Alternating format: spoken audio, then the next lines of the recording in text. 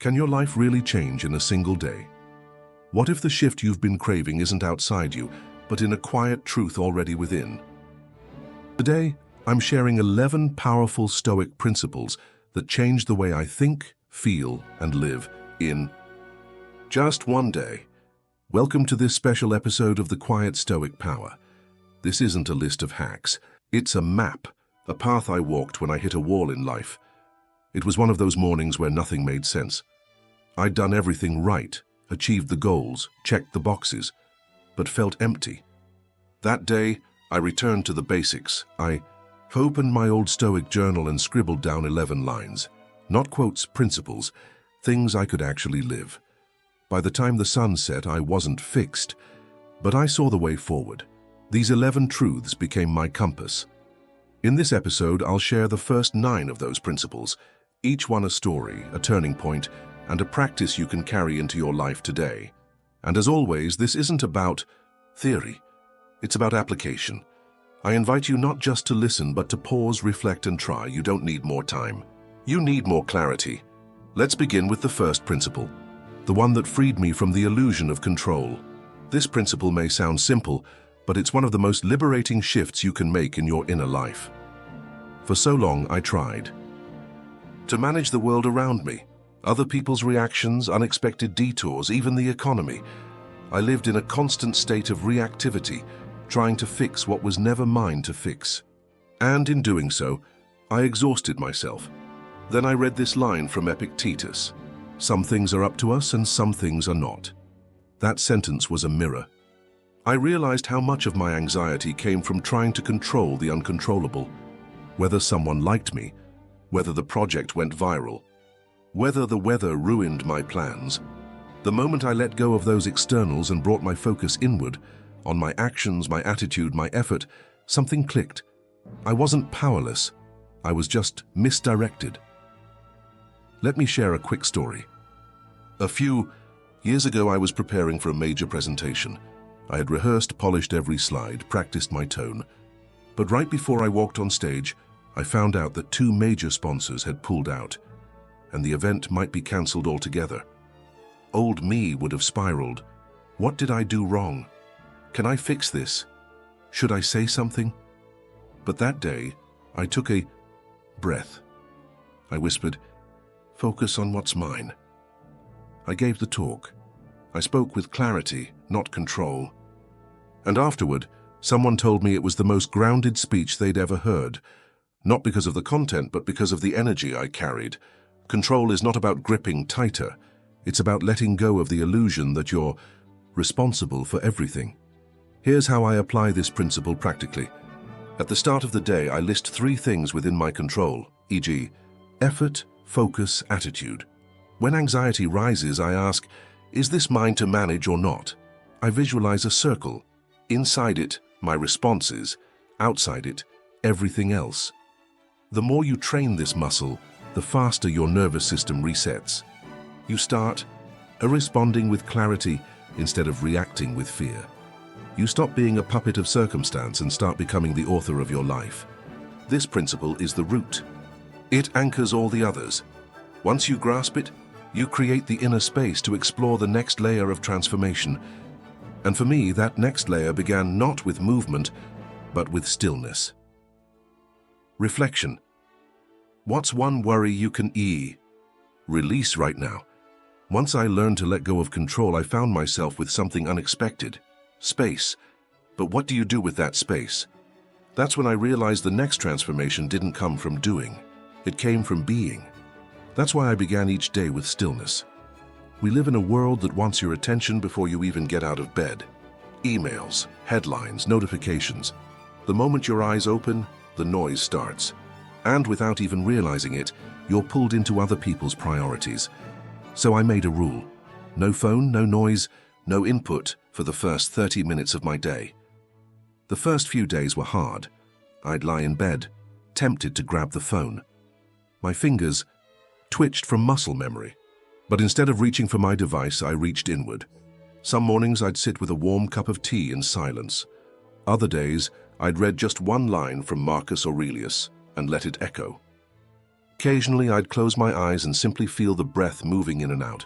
No goal, no pressure, just stillness. At first, it felt unproductive, but slowly something shifted. I began hearing the voice underneath the noise, my own. The racing thoughts slowed, the anxious planning quieted, and in that stillness, I found clarity. One morning during one of these silent starts, a solution to a work conflict I'd been wrestling with for days just appeared, not forced, not analyzed, just arose like sunlight over a ridge. That's the power of stillness. It's not emptiness, it's presence. The Stoics practiced this too. Marcus Aurelius would write in his journal each morning before anyone else was awake, not because he was trying to be productive, but because he was aligning himself with virtue before stepping into the chaos. Here's how I keep this ritual alive. I keep my phone in another room overnight. I prepare a journal or a book beside my bed. I wake up, drink water, and sit in a chair by the window for 10 minutes. Some mornings I reflect, others I just breathe. That small window of intentional silence changed how I approach everything else, because when you start your day anchored in stillness, you carry that peace into every interaction. You're not reacting, you're choosing. You're not chasing, you're rooted. And once you've built that foundation of calm, you're ready to direct your energy with precision. That brings us to the next life-shifting insight. Focus. But not just any focus, essential focus. Practice. Tomorrow morning, don't scroll, just sit. Once I established calm through stillness, I noticed something interesting. Clarity doesn't last unless you protect it. That's when I learned the art of focus. Not just focus as in attention, but focus as a filter. A sacred gatekeeper between what is important and what is just noise. The world isn't designed to help you focus. It's built to fracture it. Every ping, notification, and headline is an invitation to distraction. The average person touches their phone over 2,000 times a day. That used to be me, checking emails between breaths, switching tasks before finishing the last, feeling overwhelmed and yet underaccomplished. Then one day, I did a small experiment. I asked myself a simple question every morning. What truly matters today? Not what was urgent, not what others expected. Just what matters? The result was staggering. I stopped reacting to the day and started directing it. I call this the essential one rule. Each morning, I write down the one thing that would make the day meaningful, even if I did nothing else. Just one. Some days it was a deep conversation. Others it was finishing a piece of writing. Sometimes it was simply resting without guilt. What I learned is this: focus isn't just about productivity. It's about identity. You become what you give your attention to. If you scatter your focus, you dilute your sense of self. But when you channel it toward what truly matters, you feel powerful, grounded, whole. The Stoics understood this deeply. Marcus Aurelius wrote, "If you seek tranquility, do less, or do what's essential." Doing less doesn't mean being lazy. It means being clear. Here's how I built this principle into my life. I use time blocks on my calendar for deep work, no notifications, no calls. I keep a visual focus cue, like a single word, on my desk to guide the day. I ask myself, is this moving me closer to the life I want, or just filling space? And most importantly, I forgive myself on distracted days, because clarity is a practice, not a destination. In a world addicted to multitasking, your full presence is revolutionary. When you give your full focus to what truly matters, time stretches. You feel less rushed, more effective, and deeply aligned. And from that focused foundation, you can build momentum, but not through motivation alone. No, what you need next is the steady engine beneath the surface, the kind of power that doesn't depend on feelings but on structure. The next principle is where things get real. Let's talk about the beauty and necessity of discipline. Ask, what's the one thing today that truly deserves your full presence? After learning how to focus on what truly matters, I began to notice a pattern. I was clear about what I needed to do, but I wasn't always doing it. I was inspired, but inconsistent. That's when I learned a hard truth. Motivation is fleeting. Discipline is freedom. Motivation is like the wind. It shows up when it wants to. Sometimes it lifts you, sometimes it disappears. But discipline? Discipline is like your legs. You don't wait to feel like walking. You walk because it's time. There were days I felt unstoppable.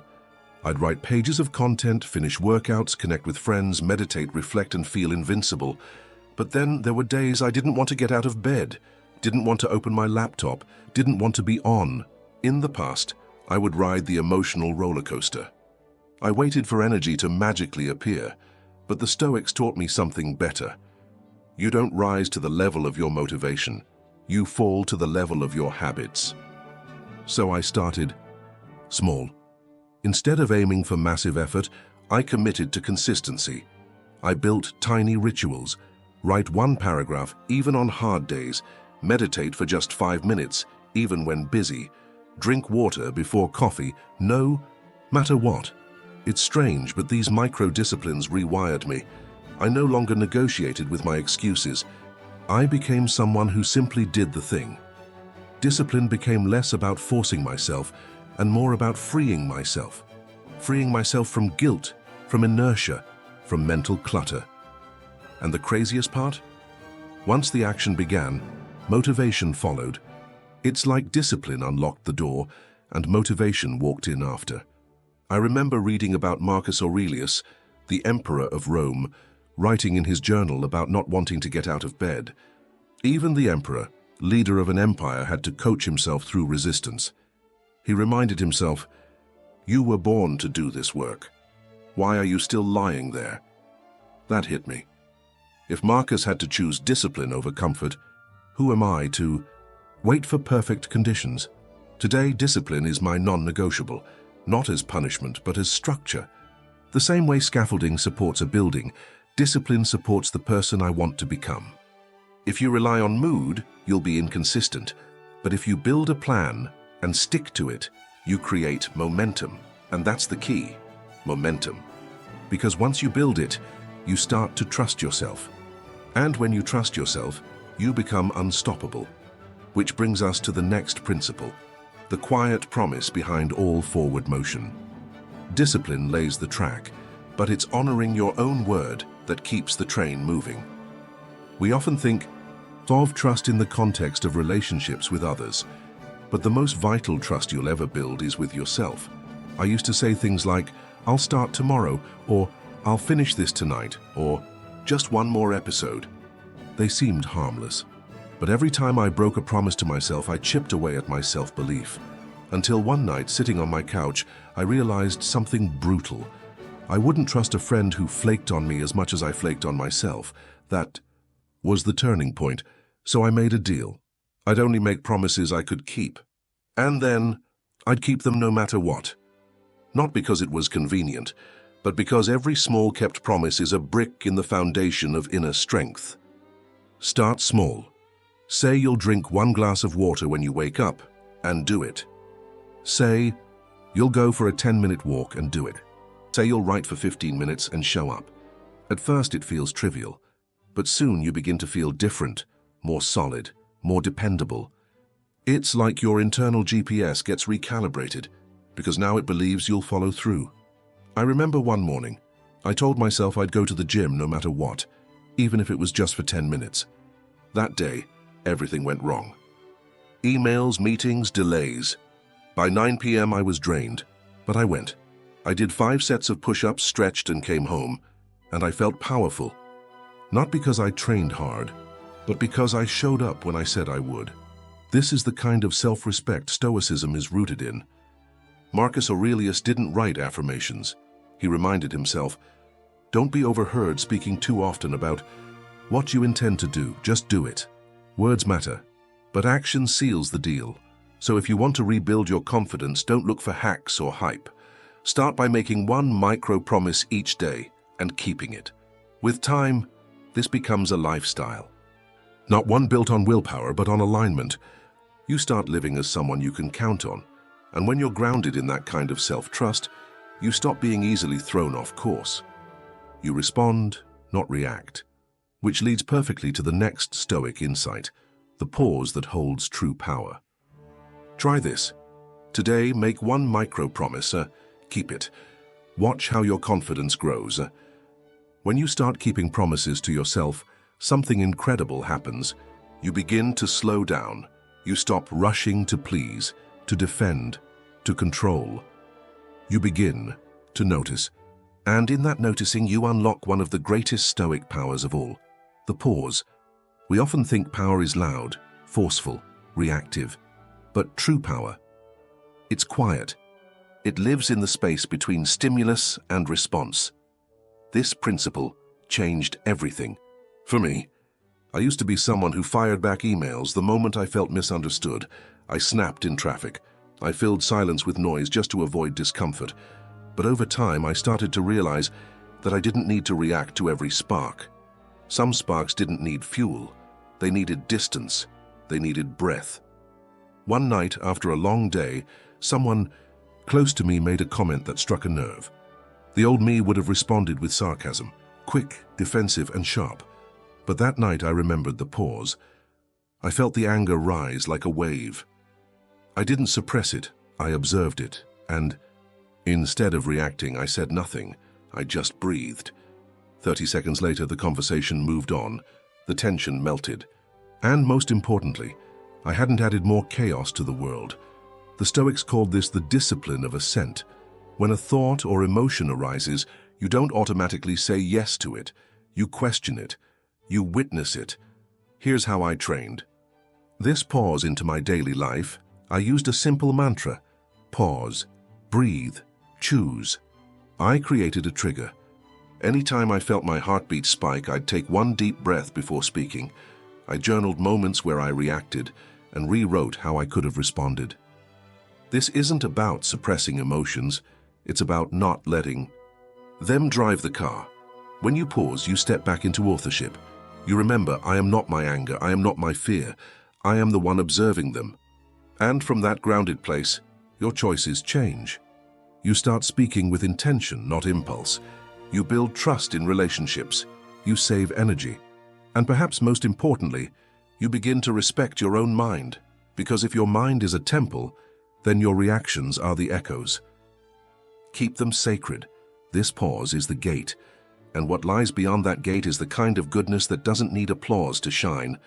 Let's walk through that gate together into the next principle. Ask yourself, is this reaction mine or just a habit? Silent virtue is the strongest kind.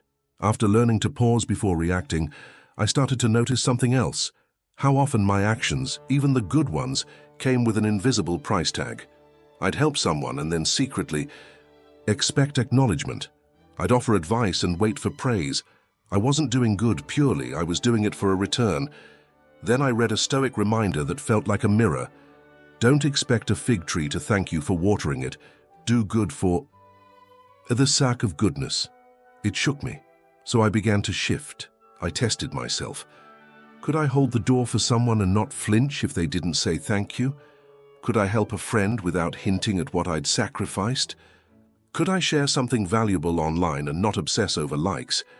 At first it was hard. My ego squirmed. It wanted validation. But over time, something purer emerged.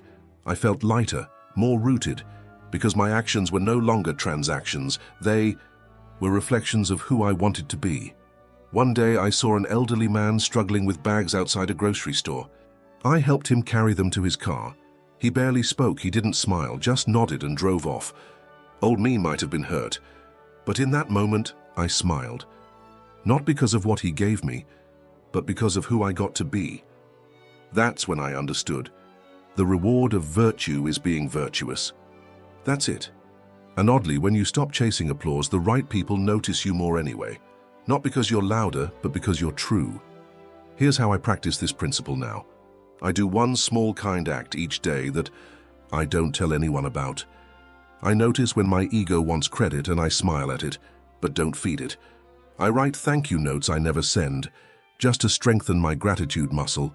Doing good quietly makes it sacred. It becomes less about performance and more about presence.